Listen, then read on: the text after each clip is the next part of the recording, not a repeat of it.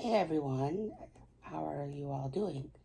A year ago today was when I was in surgery getting my transplant. So I wanted to come on and kind of talk about how it's been this last year and especially this last month, just looking back at the changes that have happened in this last year. Unfortunately, when I had a routine test at my hospital at the beginning of the month, I ended up with a pneumothorax. So I ended up back in the hospital for 3 days. And it just so happened to be on the day I was admitted last year to the hospital before the transplant. And the year prior, I was already in the hospital that day. So it's just strange because a year ago, I was on oxygen, I had BiPAP, I had the non-rebreather mask, I was on 15 liters just to go back and forth to the bathroom or to walk the halls to stay strong. And in bed or just sitting, I was on 6 liters, which was why I couldn't go home, because I was on 15 liters to walk. And it was the last 5 or 6 days, I don't remember exactly how many, that they had me on the BiPAP, just to try to help me to stay strong to be able to get the transplant. That week, earlier in the week, unfortunately, my aunt passed away, which was difficult because it was my mom's older sister, and we just weren't expecting it to happen at that time. We knew she was sick, but not that sick. And in the beginning of the week, prior to my aunt passing, I had an offer for a first set of lungs. Unfortunately, that set of lungs didn't work, which, looking back on it, even then, I was thankful because my mom was able to go say goodbye to her sister and my aunt, and I got the better set that I have now. The ones that have been great. They've been through acute rejection a few times, being sick, a couple pleural effusions from fluid in them, shortly after the transplant, a thoracentesis, and lastly, the pneumothorax this month. Some of my medications have changed. I have had medications that have been discontinued, because at the beginning it was 30 to 40 meds. I don't remember all of them now that were on there on my list of what I took. However, I'm thankful that the list has gone down, and even some of the doses of meds have gone down. I'm praying that my friend, who is getting the rest of her tests finished up so she can be listed, gets listed soon so she can get a set of lungs before the end of the year.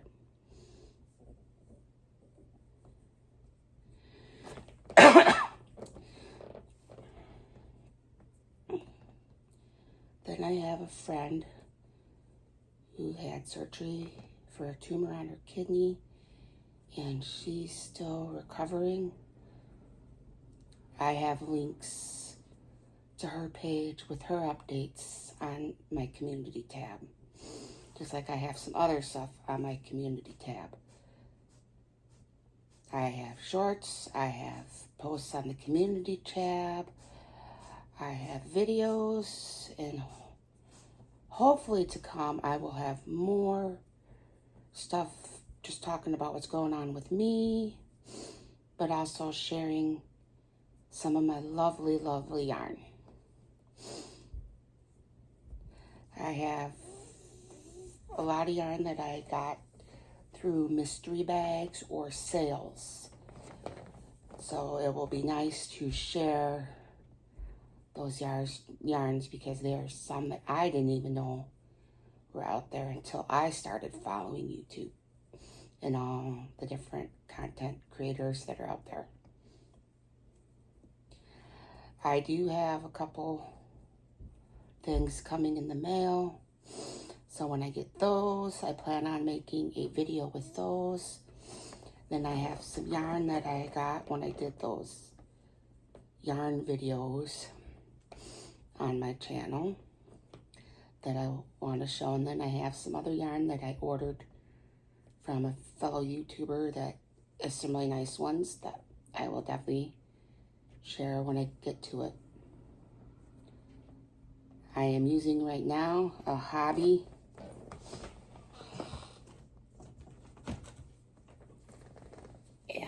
Cotton King yarn, and it is a very thin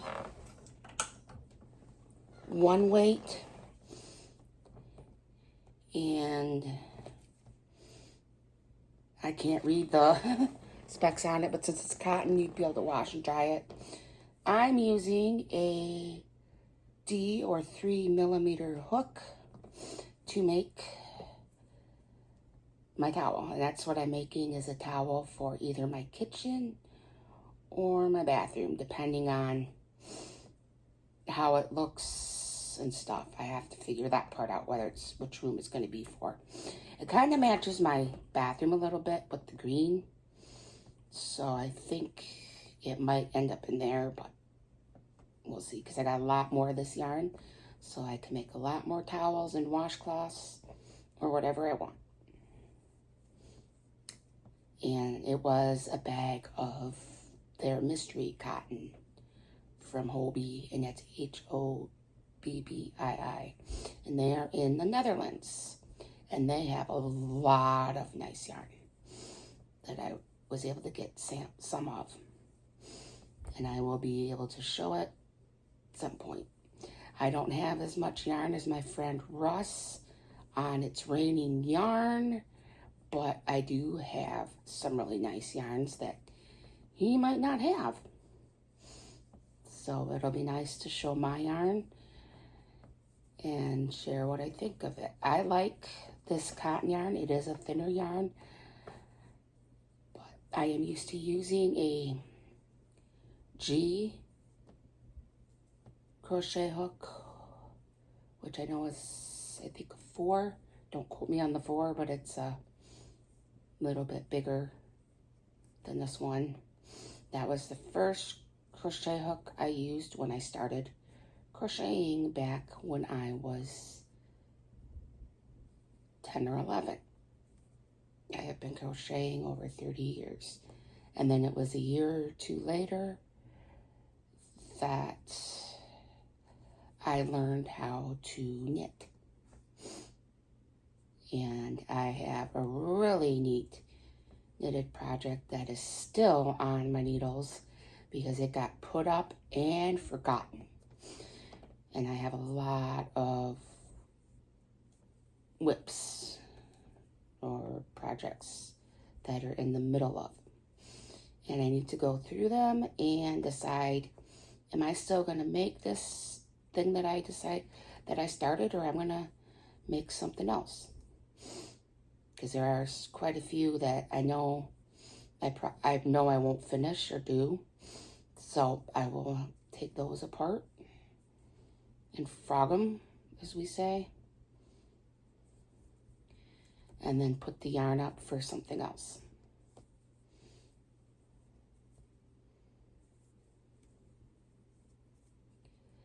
My kitties are hiding and napping right now, so unfortunately they're not going to come out and say hi.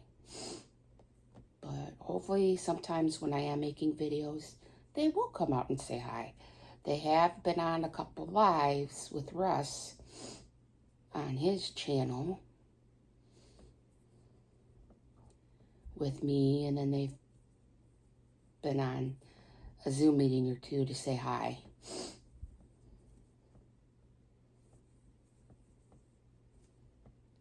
My boy kitty, Jethro, loves to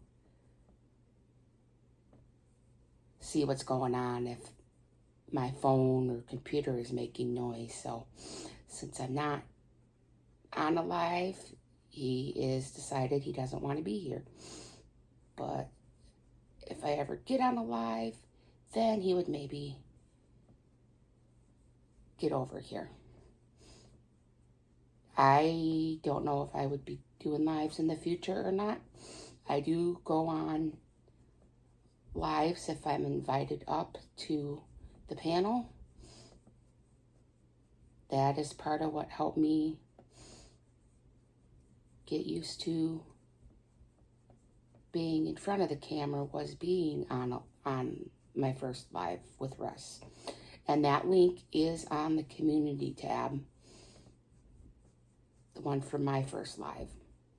And then I know there's other ones that I was on that it does show me at least on one. And the one that I know that I think it shows me on is the one I was on with Craig, Fiber Spider, Juan, the Yarn Addict, and Spring the Fiber Enthusiast. And there probably was one or two others. I just can't think of who all was on that one that night.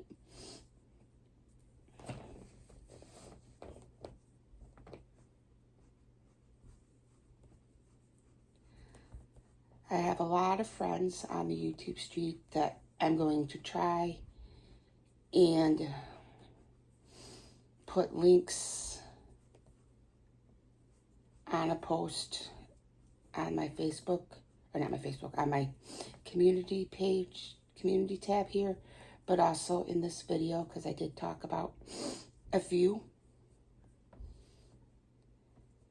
I'm still trying to figure out how to add stuff to the description, so hopefully I am able to add their channel links in there. Now, if you have not heard of Russ, he has a house full of yarn, and he has only shared a small portion of his yarn on his channel.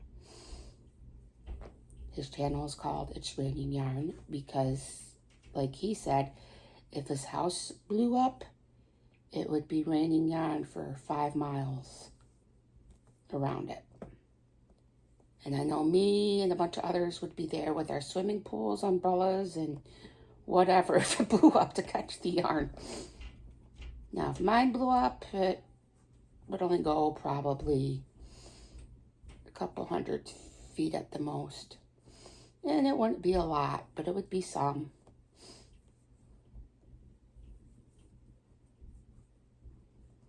So I hope everybody would put in the comments what type of stuff you would like to see on my channel for like yarn and stuff, nature.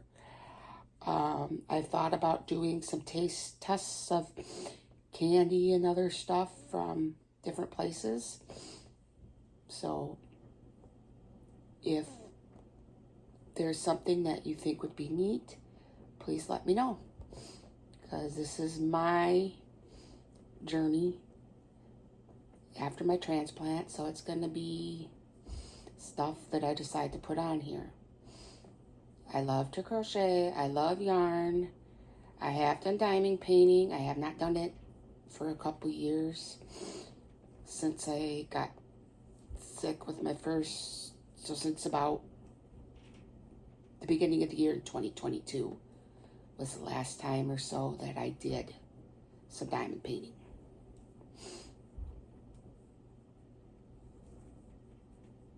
I have done latch hook, I have done embroidery, I have done some sewing, I have done plastic canvas. I grew up just being interested in liking crafts. I took art in high school. I took a drawing course in college. And then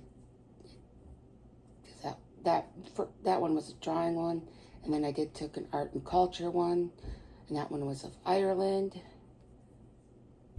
So I can talk about some of my different trips and stuff that I went on while in college. And a little bit about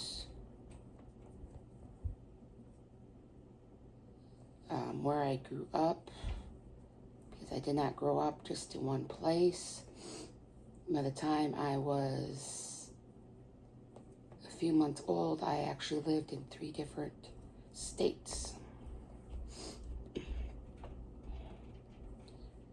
And then after that, my mom moved my sister, my brother, and I to where I'm at now. And the only time I've left was to go to college, just out of state, nearby. And when I went to live on the West Coast to try to find a job after college and live with family out there, so I would have that support for me out anywhere.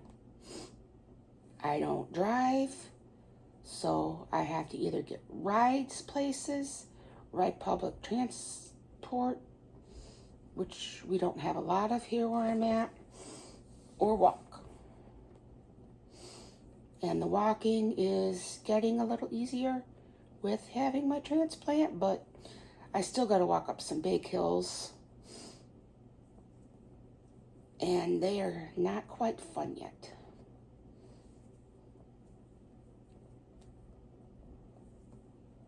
So I think I'll talk about what it was like coming out of transplant, the surgery.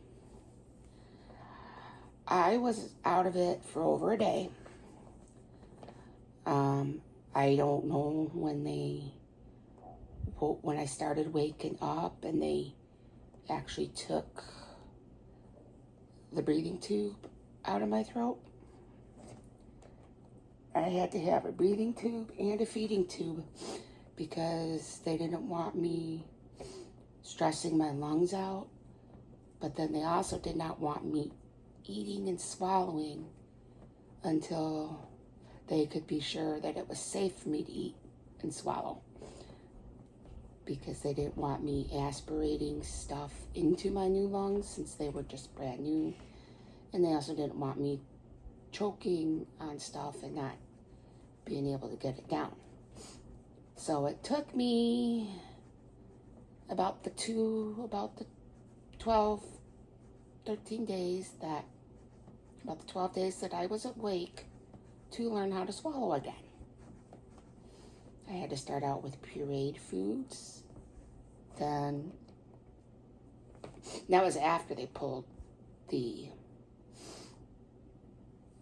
feeding tube, and there was a few days that I didn't eat. I wasn't really given water. I just had IVs. So it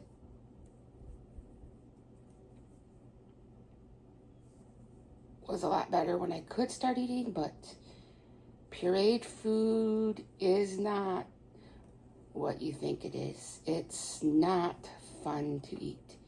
Because what they do is they take, like, if you want a burger, they take your burger and put it in a blender.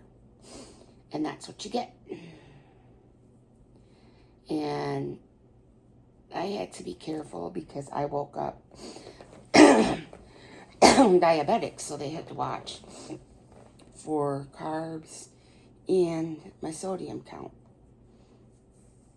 when I woke up and started to eat. And that's what I'm still doing today, is watching my carbs and my sodium. I was watching sodium prior because of having pulmonary hypertension and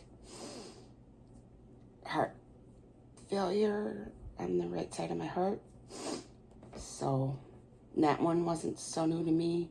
It was adding the carbs and also the few other small things that change when you do have a transplant, because you have to watch how you prepare food. You have to make sure if it's fruit or vegetable, you have to make sure it's washed before you eat it.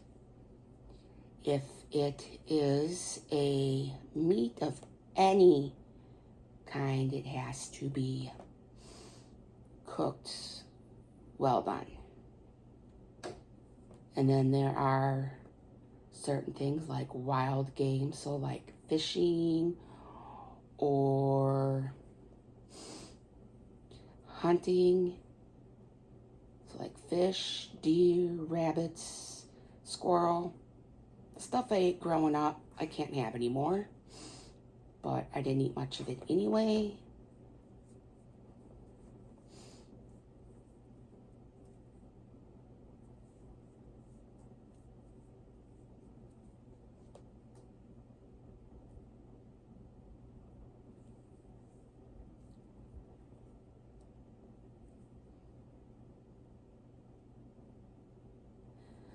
Tomorrow, the 30th, I have my 1-year checkup at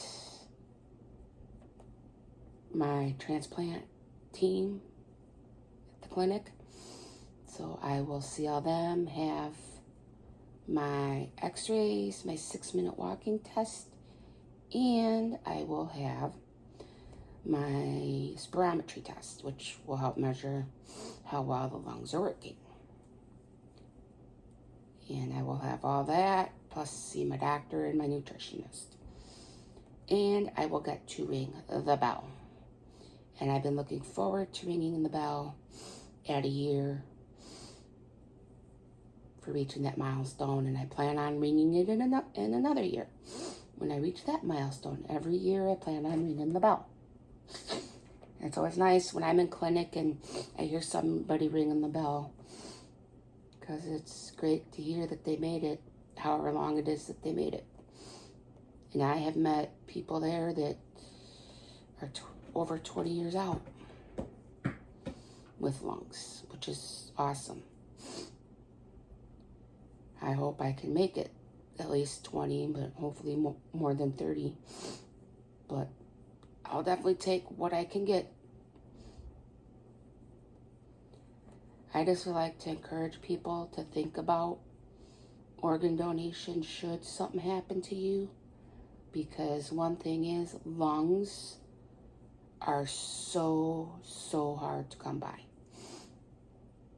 I just met someone whose stepson had passed away, and they told me that the lungs was the one thing that their loved one couldn't donate.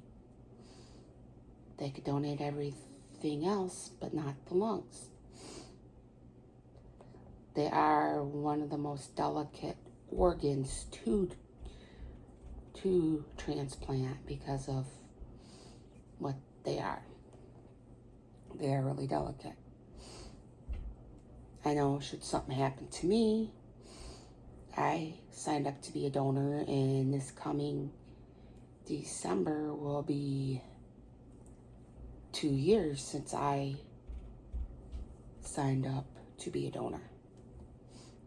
And that is my plan should something happen to me, because I know even if I didn't get my transplant, there are people out there that need whatever I can donate, and they can use, and their life can be saved. They can use practically everything. There's a lot they can use on you. And if you want to know anything about organ donation, please go to the National Organ Donation Facebook page, website, and you can learn more about organs that can be donated.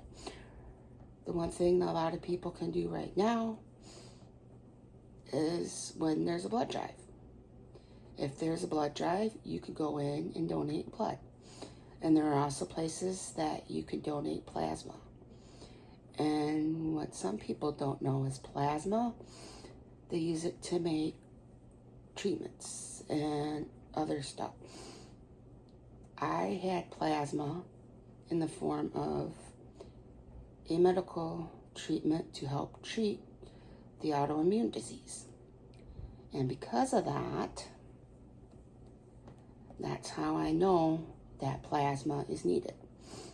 And I know there was a time a few years ago that 2 or 3 years ago, I think longer than 2 years ago, but a few years ago at least, that plasma was in short supply. So one thing you can do is ask your doctor, say, hey doc, am I able to donate blood or plasma now? And they can tell you if they think you can.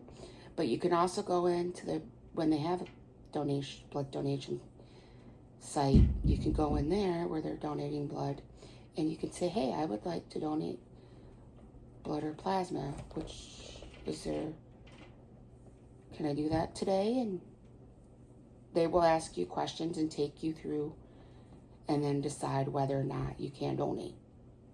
I have worked voluntarily at a couple, 2 or 3 donation days when I was in college. And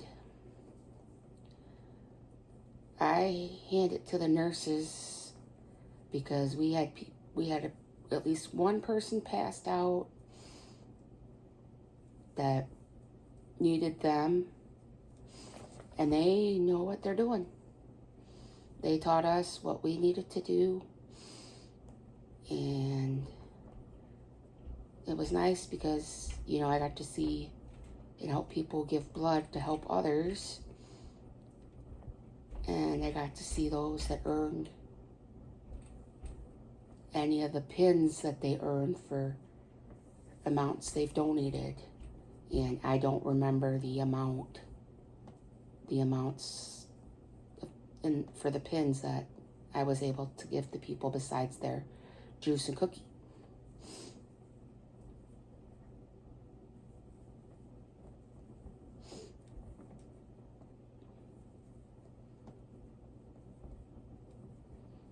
So I'm going to say goodnight, and I'm going to let Pumpkin say hi in just a second. So I'm going to pause this so I can turn the camera and let Pumpkin say hi tonight. So just a second. Are you going to say hi, Pumpkin? Say hi. Pumpkin, say hi. Hi, everyone. Good night, she says. Oh, I almost forgot. Please hit the like, the thummies, and the subscribe button if you like my videos and content. And please share my channel. Thank you.